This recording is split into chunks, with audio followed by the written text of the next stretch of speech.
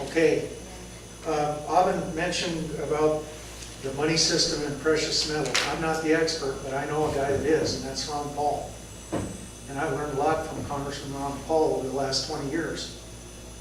He's a student of the Austrian School of Economics, free enterprise, free markets, no interference by government. And until, let me give you a little bit of history. Now, this country was perfectly solvent. 1913, a bunch of banksters got on a train owned by J.P. Morgan, and they went to a little place called Jekyll Island in Alabama. And they drew up the framework for a quasi-private corporation to take over the money system in the United States, and that organization became known as the Federal Reserve. It's not federal and it has no reserves. But they effectively conned the United States Congress. Actually, it only took 3 people. 10 minutes before midnight, December 23rd, 1913, 3 members of the Senate on the floor voted against each other on the Federal Reserve Act, and the President of the Senate broke the tie. And that's how we got, essentially one man gave us the Federal Reserve System. Now, let's go into a little bit of the law about that. The U.S. Congress, or the U.S. Constitution, commands that, and we wrote that document, we the people, for the government to follow, commands the U.S. Congress to, quote, coin money and regulate the value thereof, unquote. The 10th Amendment for the Constitution says that no power,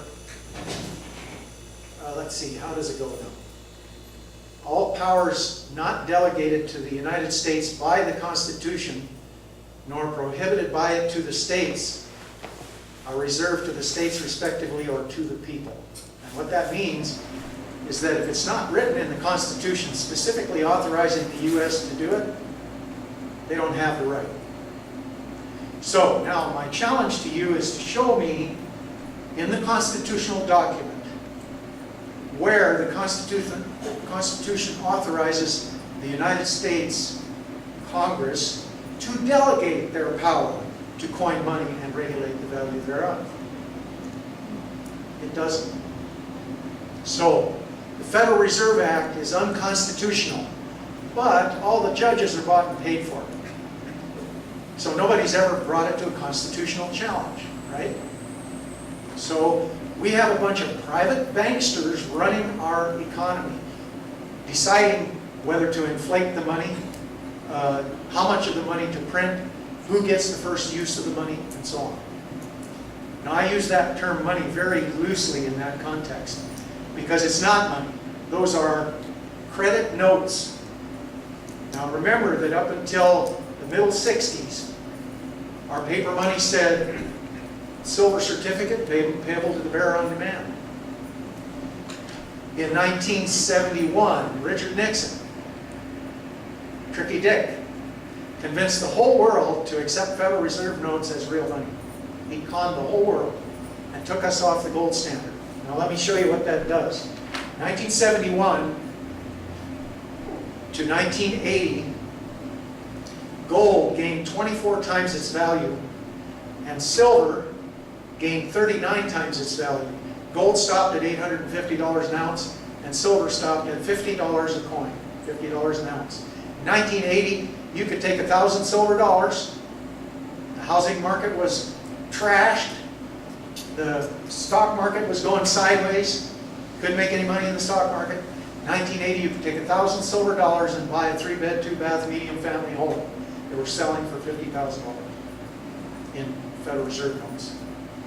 Now, Robert Kiyosaki, the author of Rich Dad, Poor Dad, says now that this time around it's going to be between 400 and 500 silver dollars. Peter Schiff, who's been Ron Paul's financial advisor for years, is saying on CNN, Bloomberg, Fox News, that this time it's going to be 500, silver is going to $500 an ounce this time. I personally, from my study in the last 20 years, I believe that you and I are going to see silver go to where gold is now, and gold is going to be $7,000 or $8,000 an ounce. If they had to buy back every one of those funny money bills they've printed, gold would right now be over $7,000 an ounce. Now with this $700 billion bailout, it might be 8,000 or 9,000, who knows?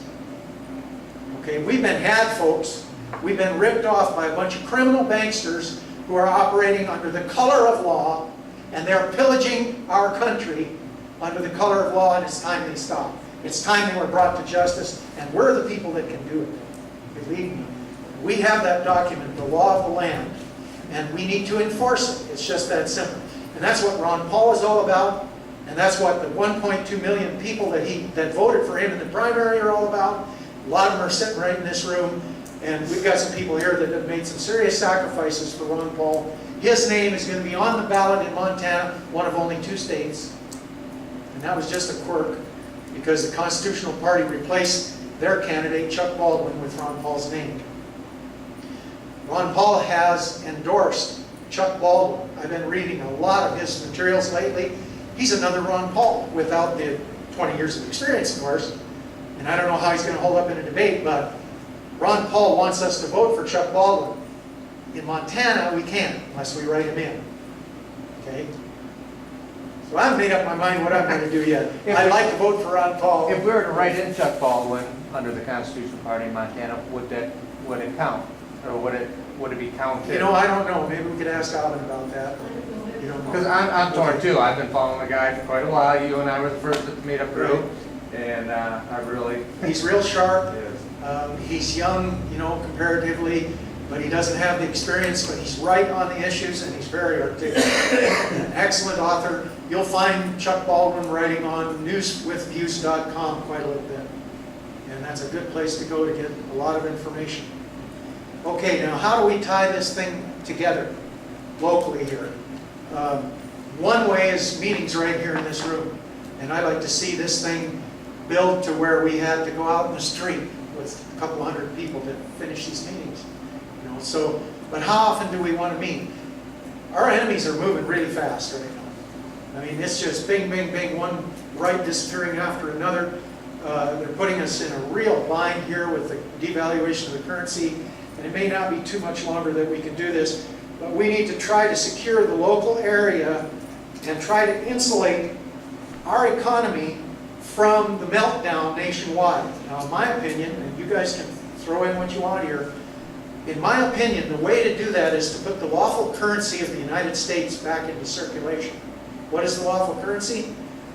Well, there again, the solution is back at the Constitution. The Constitution, Article 1, Section 10, says that no state shall make anything but gold and silver coin and tender in payment of debt. So where do they get the authorization in the constitutional realm to even circulate the funny money from the Fed in the state of Montana? If we had a governor that had some backbone, and he went to the legislature and used all of his influence and so forth and explained this properly, Montana could issue gold and silver currency, state currency. And the heck with the federal color of law statutes. They're not law. The Constitution is the law.